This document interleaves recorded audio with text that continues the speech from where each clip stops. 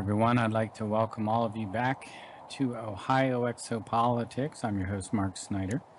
My guest this evening is Nancy Leader and Star DiGiacomo. We're going to be talking about planetX. They're my planetX experts, so to speak. Nancy, how are you this evening? Doing good.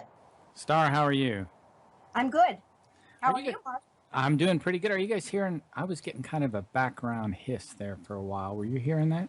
I'm hearing it. Gone now. It's kind of going away. Let's go with it. If we need to reconnect, we'll do that. Has it been since August that we talked last? I wouldn't be surprised. My goodness. How is that? I've totally lost track of time, evidently.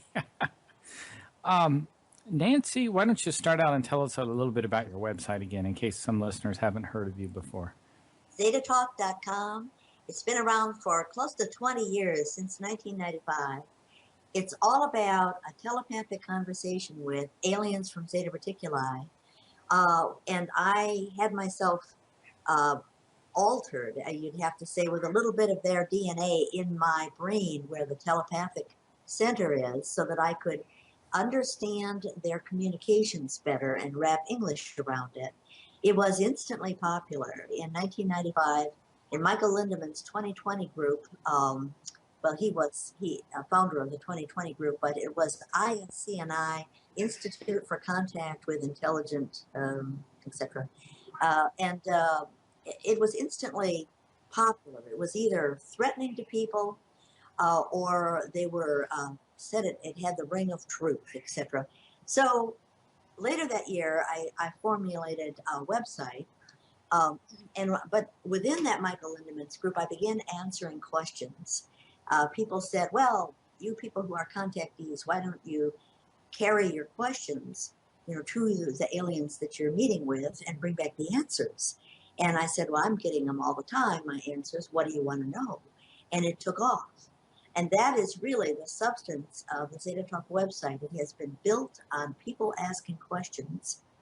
And what the Zetas responded to. They've made multiple predictions of Earth changes, which have come true. They've been the only source talking about inbound Nibiru. Well, of course, Zechariah Sitchin and the ancient Sumerians and blah, blah, blah talked about this extra planet. But in 1995, the Zetas were saying, it's coming in 2003. Here's where you're going to see it in the night sky. And where you can find it. And people did. We had several teams in Africa, in Europe, in the U.S. that were going to observatories or using amateur equipment, etc., and taking photographs. And it was tracking where the Zetas said it would be, when they said it would be there. And they said it was going to appear in the night sky to the east of Orion's belt, etc., March something or other. And it was so accurate. There it was.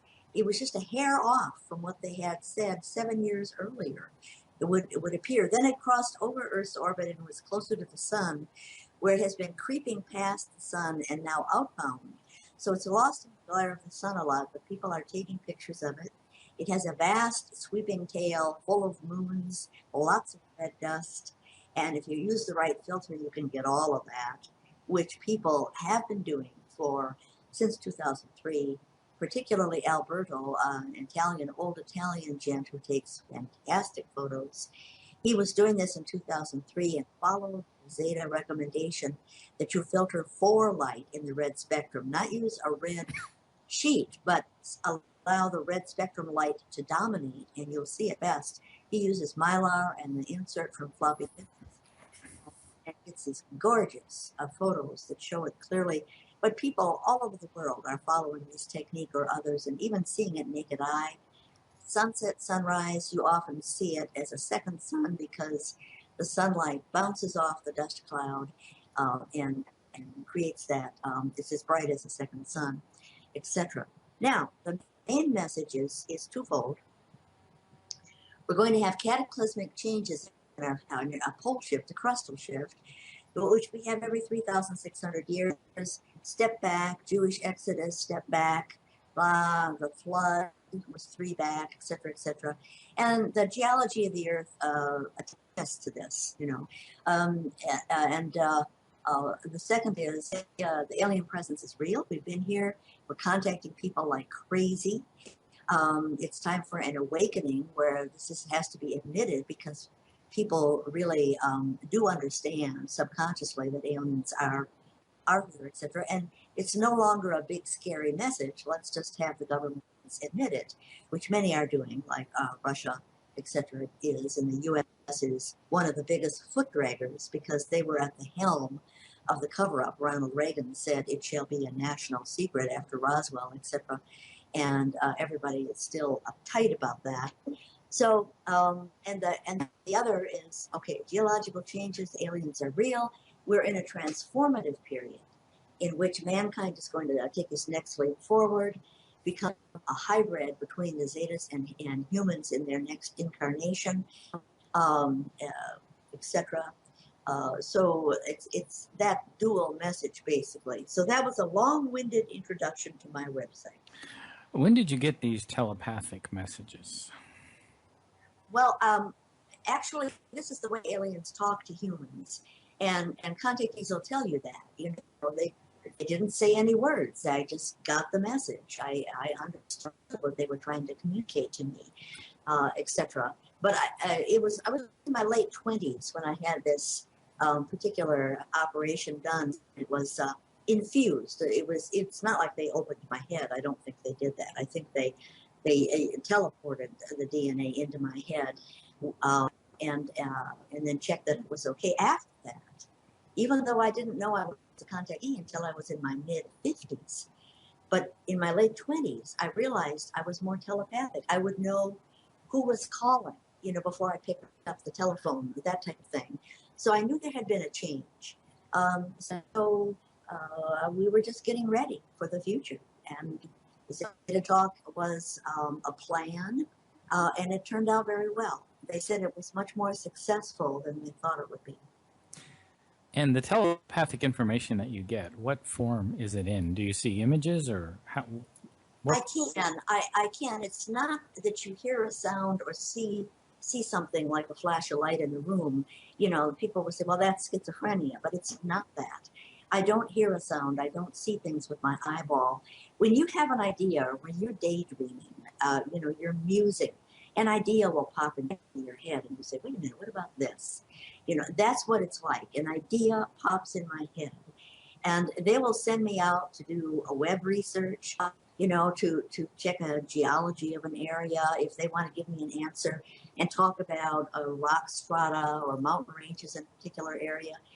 They'll have me go and research this information or chemistry or whatever, look up terms so that I am ready to receive their information and I have a basis, you know, for putting what they're telling me, you know, in my head. In other words, I have to come up to speed and get on the same page. But it's just an idea, a concept that will pop into your head. Star, are you getting these telepathic messages? No, I follow Nancy. I have my own contactee experiences with ETs, not necessarily always Zetas. A lot of different entities that I didn't know existed until I found Nancy. I thought I was crazy. So it's different. Nancy is fine-tuned, let's say. But I follow the Zeta Talk website and post to poleshift.ning. And then when I recognized that social media was a great outlet to be discussing these things and sharing everything that I know, that took off. You know, so Facebook and Twitter for me is big. Nancy, did you feel that the Zetas lied to you in 2003? Well, I took for the team. I didn't know it was a white lie until it actually didn't materialize. And I had to believe, you know, that 2003 or shortly thereafter, within a week or within days, there was going to be a pole shift. We had the government agents here coming and going, keeping an eye and watching. You know, and they weren't even shy about saying, well, I'm Air Force here and blah, blah, blah. And, you know, because if I had not believed it, George Bush, etc., would not have done what he did, which was invade Iraq ahead of time. He didn't even wait for the UN inspectors to finish looking for weapons of mass destruction. You know, he rushed in April ahead of May 15th. And it was obvious that that was what he was doing. Now, the whole world, you know, who was listening to Zeta Talk says shortly after May 15th, 2003, understood that they were not going to get a warning from the U.S. administration. They even joked around in Iraq and had an Operation planetX, the military did at one point. They knew about Zeta Talk, and I was on coast to coast several times going into that day. And it was quite clear that the establishment, the elite, were going to let the common man just take it on the chin. Here come the big flood tides. Here comes the crust shift. We're not even going to tell you to get away from the coast. We're not going to say a word. And they didn't say a word of proving, you know, how those in control of the U.S. government, the elite, were not going to inform people. So the Zetas had their own reasons for doing that. And I understood afterwards that unless I really believe, and I believed, I ran charge cards up to $40. I had like 6 charge cards. Wow. I was tired at that time. That's horrible. Based on the income that I was making, which was pretty close to well, it was, I was making like 90,000 at the time out in California. And based on that, I qualified for these charge cards, and I ran them all up because I said, well, I'll never have to pay them off. And then, boy, I'm telling you, I had to work for 6 years to pay off those charge cards. I was stunned. But I took one for the team. This is a team effort. This is war. This is not a tea party. I'm not one of these people that just gets to sit down and blog and everything. It's wonderful. It's rough. You know, there's a lot of opposition to the information that we're relaying. There are people, the wealthy, the bankers, they do not want the common man to have this information about the passage and how devastating it's going to be. They want the people paying their mortgages, going to their jobs. Most people live on coastlines, in cities and on coastlines. You know, and if they learned how much devastation was going to be happening, whoa, why should I pay my mortgage? Why should I be paying off my charge cards? I'll just go to Uncle Bob's farm and get used to raising chickens and goats or whatever, and I turn my back on my bills, declare bankruptcy, whatever. They don't want that.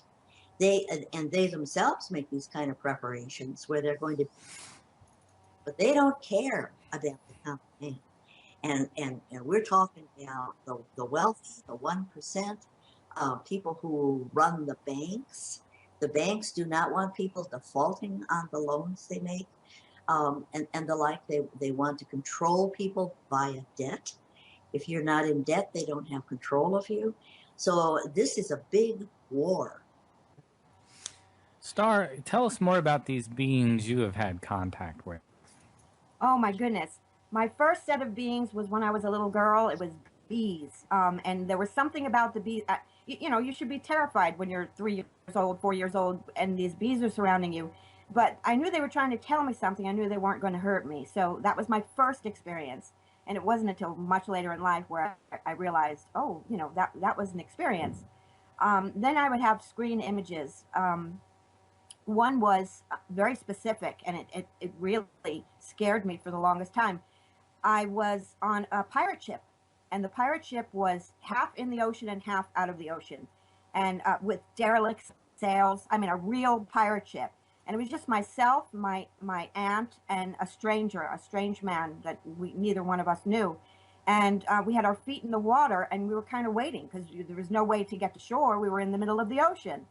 So that was a screen image. And that being was, it was scary. It was scary, I have to say. But, you know, I realized much later in life that all of these experiences, I never had a bad experience. They were, I want to say, like sticky, pasty zetas, not your typical zeta, but kind of like pasty. And they had tiny little mouths and no hair at all. And they spoke to us telepathically. One at a time, they would bring us in this room. I thought I was going into a ballroom for a dance. And once I got into this grand room, I recognized that there were two other beings, and they were not close to me. They were far away. And then I don't remember a thing. So there were so many exciting things that I'm learning because I've asked to have those memories in my conscious mind instead of my subconscious. When Whitley Strieber had written Communion, and then I saw the movie. I never read the book. I saw the movie first, and I was like, wow, those chunky little blue guys that were with him. Well, those guys saved my life in Colorado. I was in the Colorado mountains driving home from California to New York in a blizzard, and they saved my life. My car had spun out of control.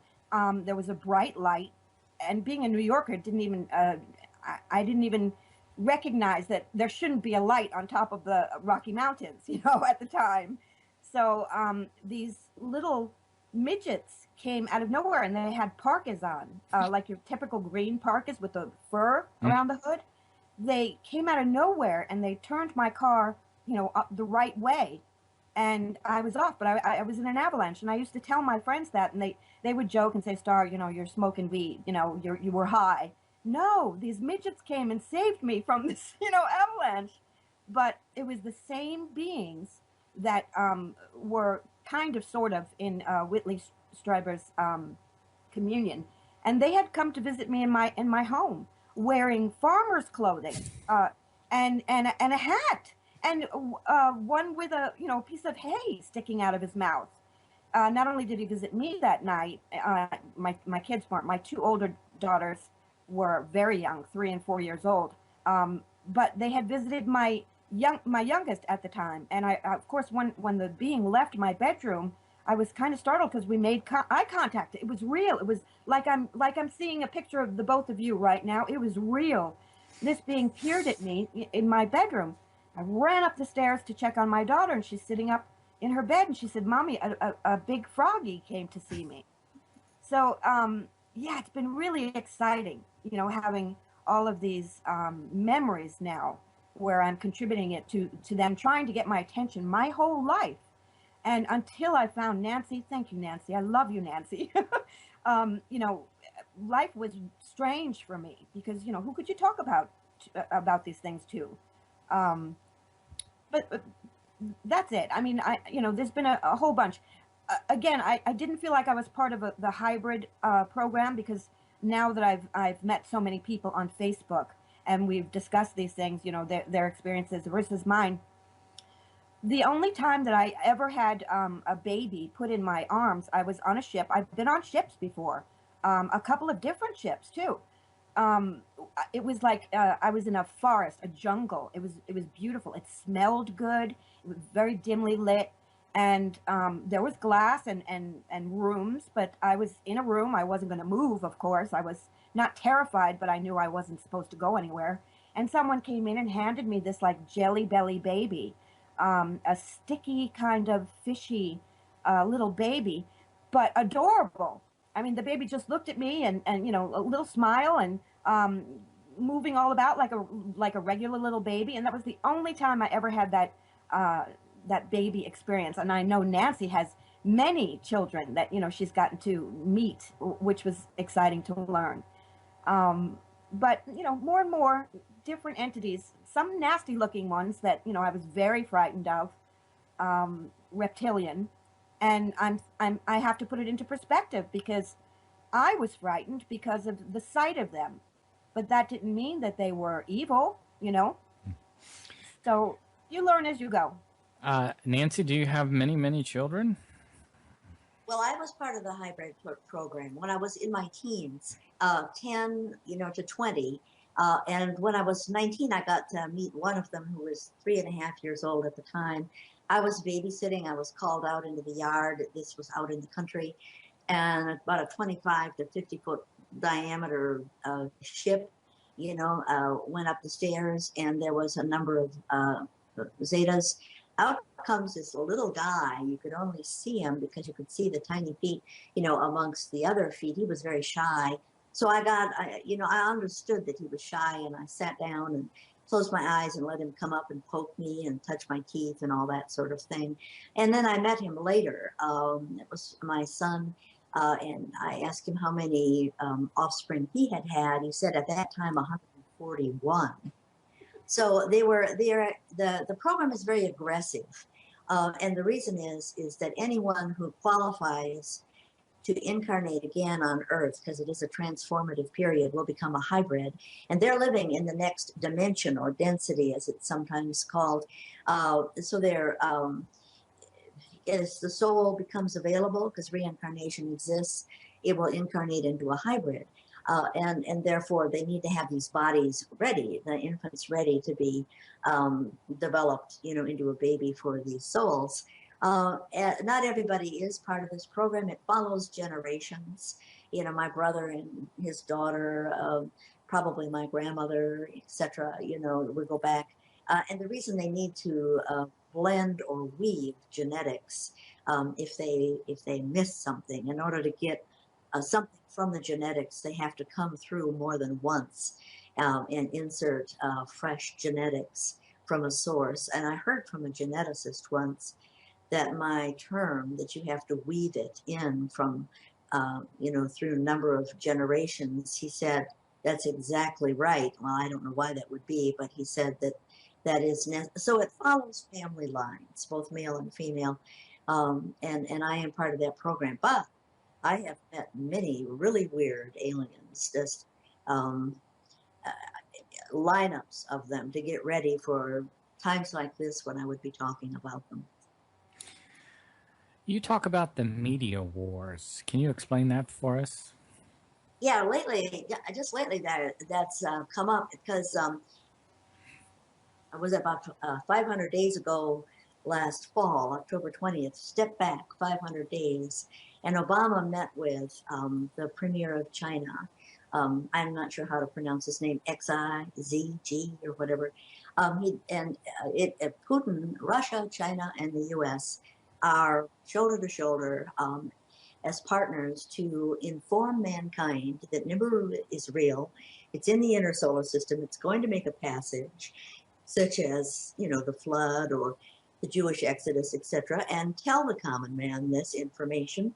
And people who are very wealthy, power mongers, the banking enterprise, etc., certainly Netanyahu, do not want this information in the hands of the common man.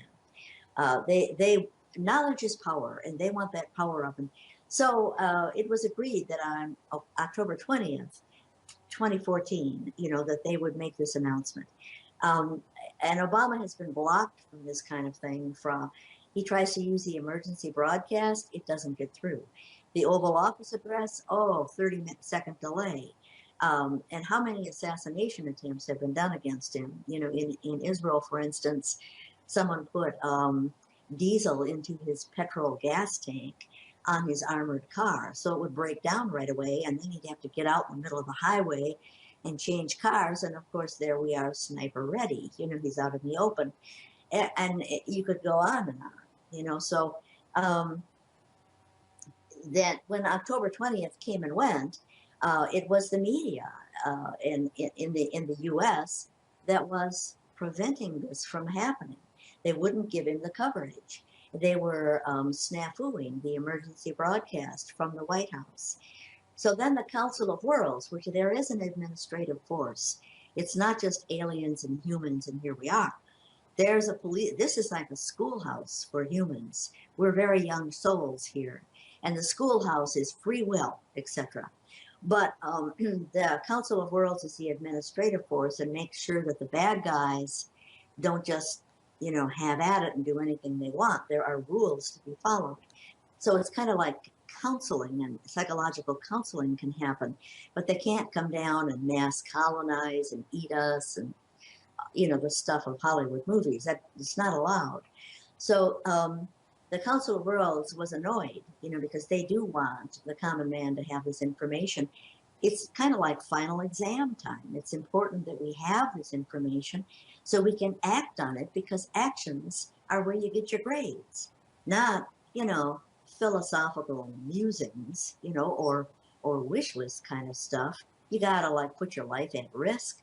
You gotta put yourself out, for your fellow man or whatever. and that's what gets you your grade. So they want the common man to know about this.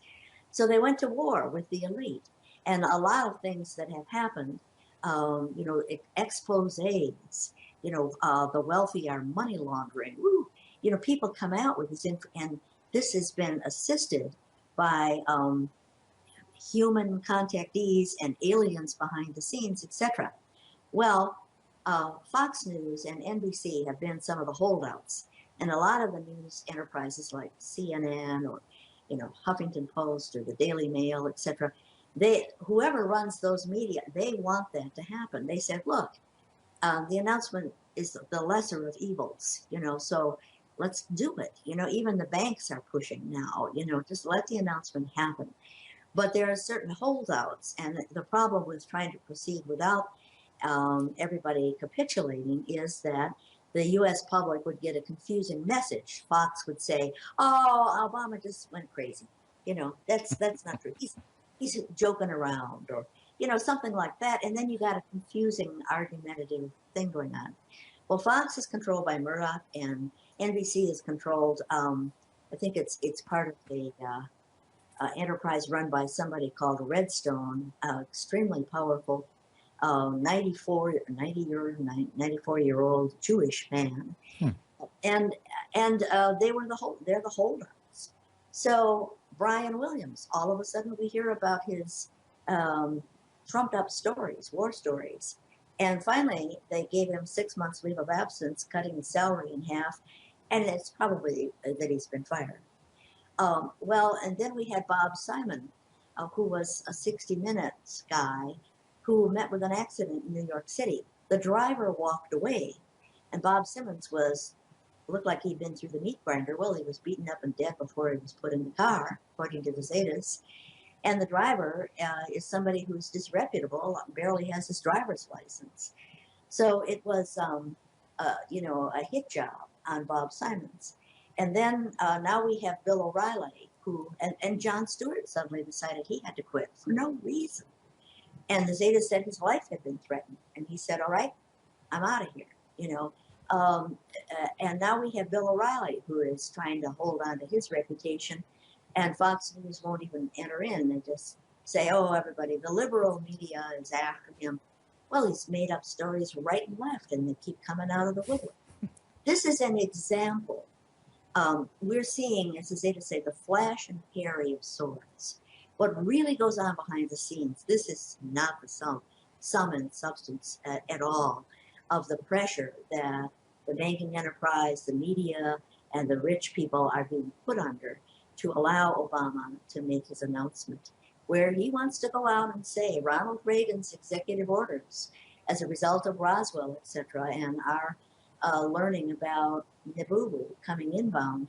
He said the alien presence is a national security issue. The pending passage of Nibiru is a national security issue. Don't talk about it. And how many people have been killed, like astronomers, because they wanted to talk about it? So they're told, you can't admit this. And he's already reversed those executive orders. But the public does not know this yet, officially.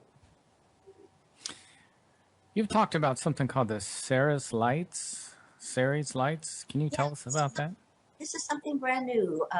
This last week, and apparently it's a big, in the asteroid belt, there's a big chunk of rock with water around it that is what they call a planetoid. It's about, diameter-wise, maybe a quarter of the moon.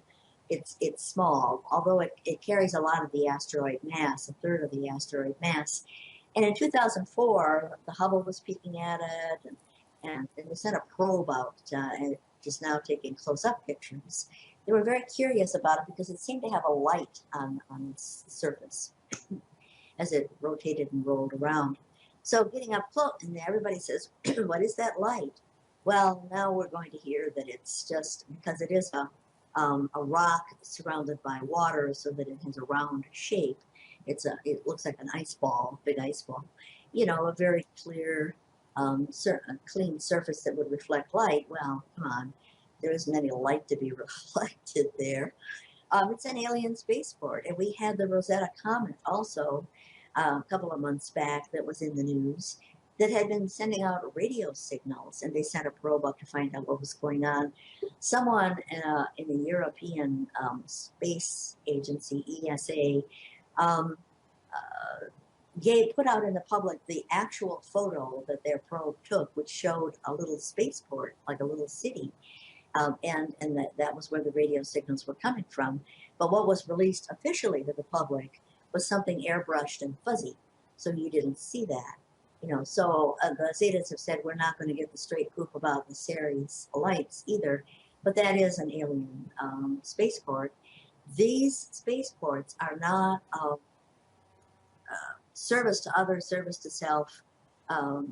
Most growing worlds become 95% service to other, where people practice the golden rule. They care about others as much as they care about themselves. They care about the general welfare.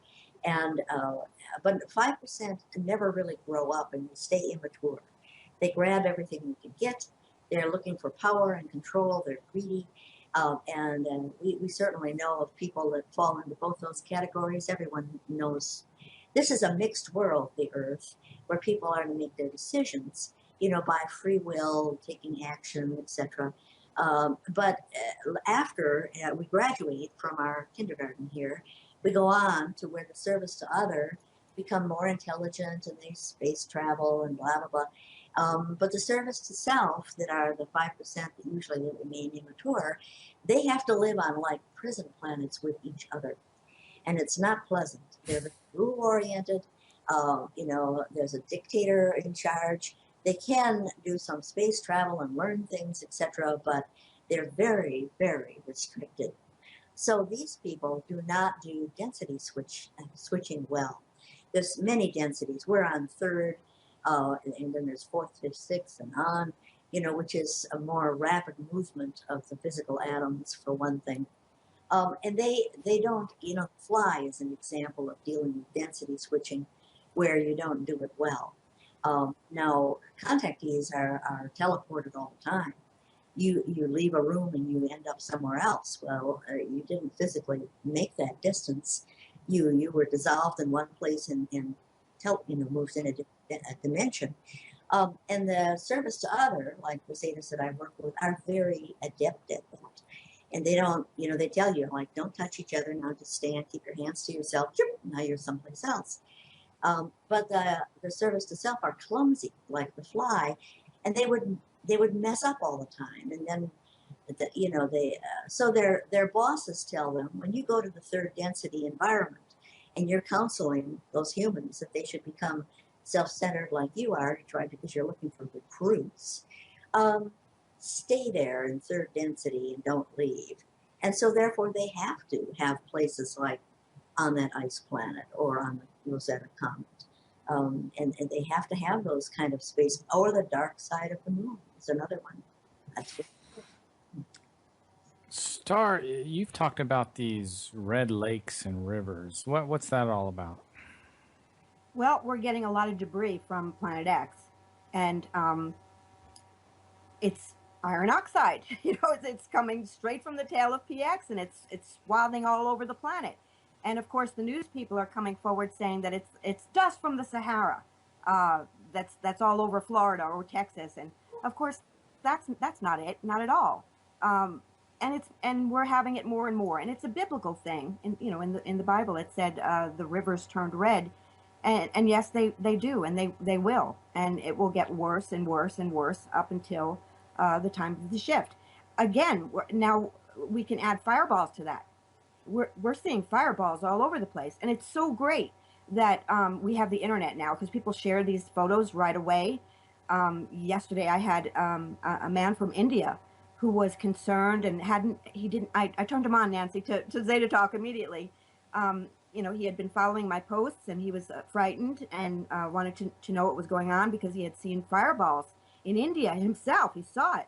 He sent me the pictures. So I posted it to the Ning. And I said, this is going to be a normal occurrence, not to worry. No, Nibiru, planetX is not going to hit us, but it's going to cause a lot of commotion, on its passage out. But That's where all this red dust comes from. Although the news people will tell you different, or NASA. Nancy, are we having methane poisoning on the Earth?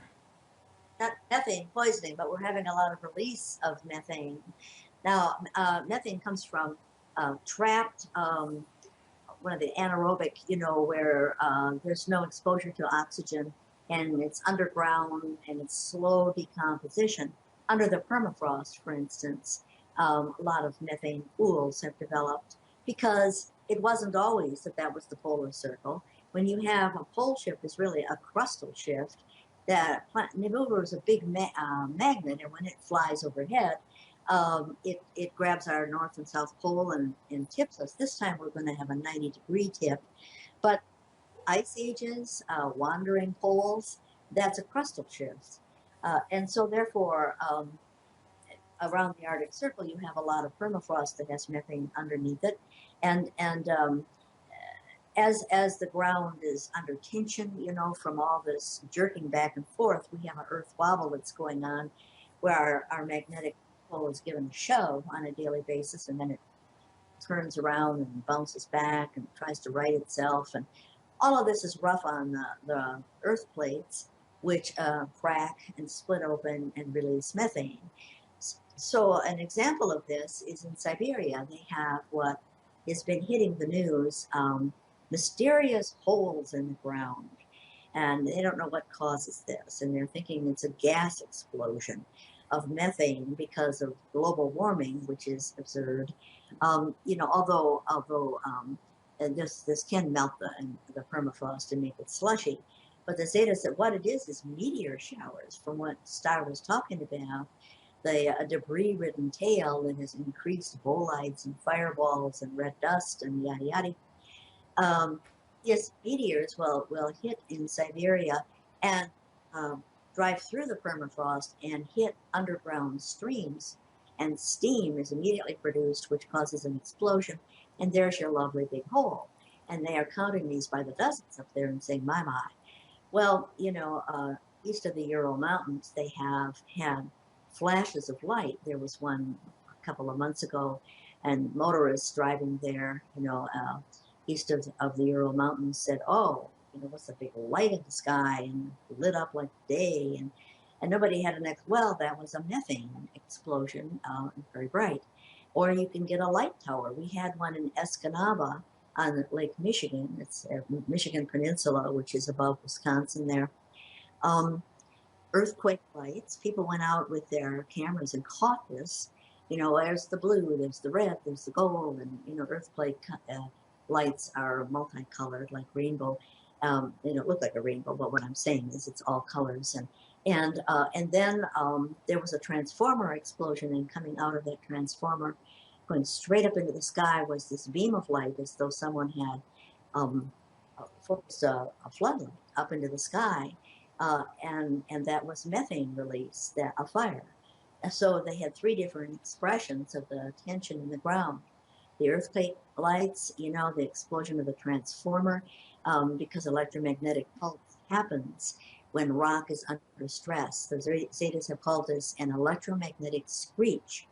When rock is compressed, electricity flows through it more readily because all the water, the little air pockets, are compressed out, and water touches rock, and then it's a better conductor, and up it goes. This is what makes pets run away, and the like, and you have a lot of electromagnetic problems when there's rock under stress. So, for example, the Sunda Plate, where we have all those planes going down, the total engine failure, the engines knock out.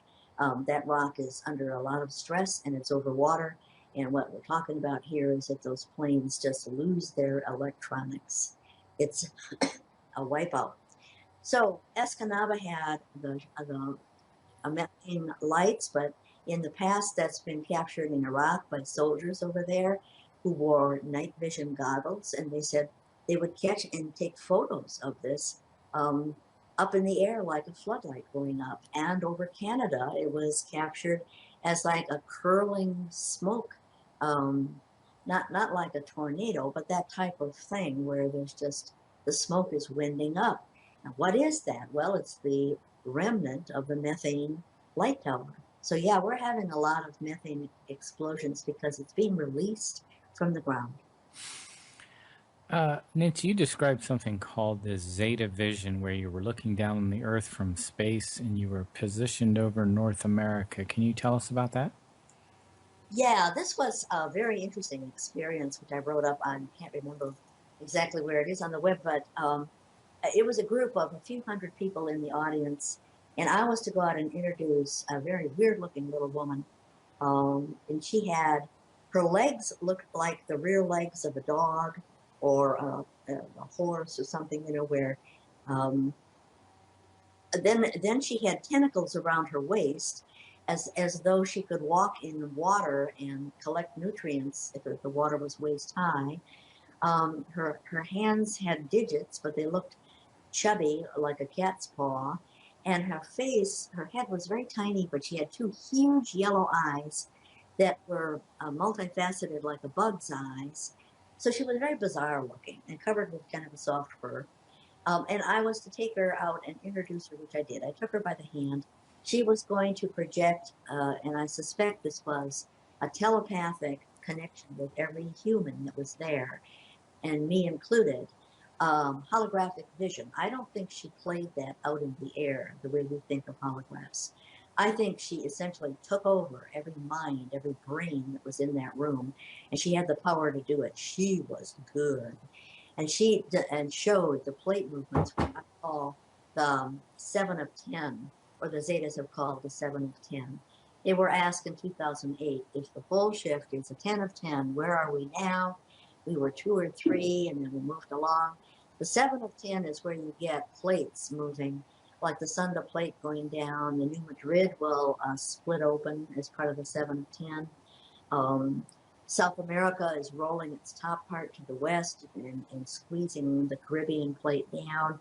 Africa is rolling its top part to the east, and it will increase the distance in the Gibraltar and into Sinai and the Red Sea, and etc. You know, so the 8 of 10 is a lot of sociological changes. We have something of an overlap going on now, and the 9 of 10 is the last weeks, which is a 2-month period. So she was describing to us, or playing in our minds, the 7 of 10 scenarios. And the New Madrid will happen because the North American continent is being stressed on a diagonal. It has a flat top. If you look at the earth plates, going from Japan, you know, up through the Bering Strait, through the Arctic over to Iceland and Greenland, that's pretty much a straight line. Then we curve down the Atlantic and come around Mexico and curve up along the San Andreas. Well, those are round, but the North American plate cannot roll as South America and Africa can because they're not roundish. It's got a flat top, and the flat top will not move. So the flat top stays, and the Mexico pulls west, and the stress is going to cause booming and crevasses and things like that that are going on already in North America.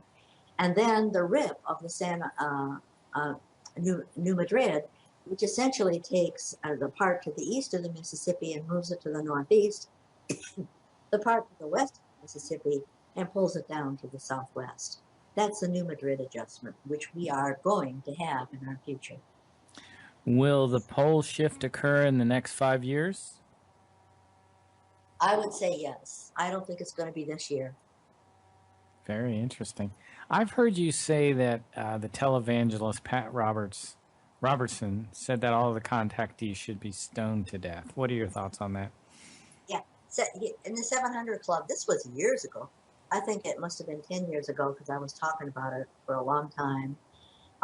We're all talking to demons, you know. Anyone who says they're talking to aliens should be stoned to death. Well, guess what? That's half of humanity. In 2008, the contactees numbered about 12,000, according to the Zetas. And because of the Earth changes and all the weird stuff going on where people sense that they're being lied to, you know, they subconsciously, they just know, you know, they're not being told the truth. They're seeing signs in the sky. The sun and the moon aren't where they're supposed to be. The weather is just bizarre. and they sense, that so curiosity, or this kind of request for counseling, is a call to talk to the aliens. They consider that what's called the call. And before you know it, you're talking to some alien, and this is all recorded in your subconscious. It can be a little discombobulating at first, but most people, that they sense the love. They sense that this is well intended. They're not frightened. They're not being hurt. Their questions are being addressed, etc. And so at this current time, I think it's been this last year or so, Zeta said 3.5 billion. Well, I'm sure we're beyond that now. So practically everybody is a contactee. But they may not know it. Right. They may not know it. It's recorded in your subconscious. Didn't used to be. Way in the past, if you go back, people were drawing pictures of aliens. The Vedas, which were books written about battles between good and evil aliens in the sky and what they looked like. And this was all recorded in the subconscious. Go back to the biblical talk about, who was it? Moses was talking to a burning bush, this kind of thing. Or people say the angels were floating up in the sky. And according to the Zetas, those were humans being floated, because aliens have good control of gravity, and they can just pick you up and float you, up into their spaceship, and they do. I keep my eyes closed because I have a fear of heights, but and those were the angels. They were just people that were contactees being taken up to chat with some aliens in a spaceship, etc. And the sun would glint off their hair, because they never washed their hair in those days, so the hair was greasy, and that was the halo that we could see. So it's only since the days of Roswell or so, a little ahead of that, that the rule was laid down that the contact should be in the subconscious, and that was because it was anticipated there would be a very rapid awakening, and to protect contactees from people like Pat Robinson, who is just making money hand over fist in his gold mines in Africa, and hardly, a practice the golden rule kind of person at all, but he's out there trying to lead people and say this is what good Christians should do, to protect people and contactees from people like that, who would be slaughtered, murdered, burned at the stake like witches or who knows what. It's all in your subconscious, but you can bring it forward. You can have it recalled in dreams. You can just lay down and relax and meditate, and there's the story. Do you think Emmanuel Velikovsky was sent here to Earth, to mankind, to get us to start to think about these cataclysms? There's been a lot of star children, and there are today. Obama's a star child, and people like Gandhi, Jesus, Muhammad, Buddha, for instance, Einstein, no question. In other words, we're talking about very advanced souls who come down and incarnate, to try to give us a jump start in certain information or certain concepts, and the like. Sure, he was a peer of Einstein. Einstein died. He had Velikovsky's book open on his desk at the time, and they used to play chess, I guess, etc. So I have no doubt that Velikovsky was probably a star child, yes. And what are your thoughts on Zecharia Sitchin? Well, if he was a star child, he was timid. He did terrific research, and he was so accurate about his translations. But what about this business of when is Nibiru going to come back? Oh, not for 4,000 years or whatever, blah, blah, blah.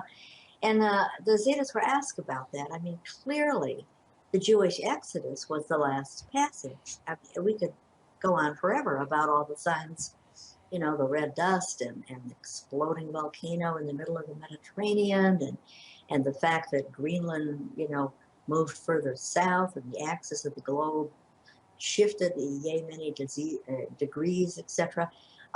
It was, and he was not stupid. Sitchin was quite bright. So the Zeta said, this is what's known as not in my lifetime. Sitchin did not want to contemplate having the passage and the pole shift happen while he was alive. And so he said, nah. And it's a form of denial, but he really seemed to believe that, and he was firm about that. It's amazing how denial can grip you, and people are use it extensively. And as the reality of the earth changes and what's happening becomes more and more obvious and presses on people, they will not say, oh, I guess I was wrong before, I admit I was wrong. Their denial will become more hardened. They will become red-faced and walk off sputtering, slam doors, refuse to hear what you have to say. So I don't think a star child who would come down to educate us would be that fearful to say, not in my lifetime. They would. Nancy, we're running out of time. I just want to make sure you have an opportunity to remind people again of your website and anything else you wanted to close with here. Yeah, just let me again say Zeta Talk is all one word, CETATALK.com. And the discussions, etc., or reporting on current Earth changes, which is just excellent work done in the Pole Shift Ning, POLESHIFT.ning, NING.com. Go to those sites and get educated. Star, do you have any websites you want to plug? Poleshift.ning. That's the main one. International community. We share news as it happens 24 hours a day. Thanks, Nancy. Thanks, Star. I appreciate you coming on. Bye, Nancy. Bye, Mark.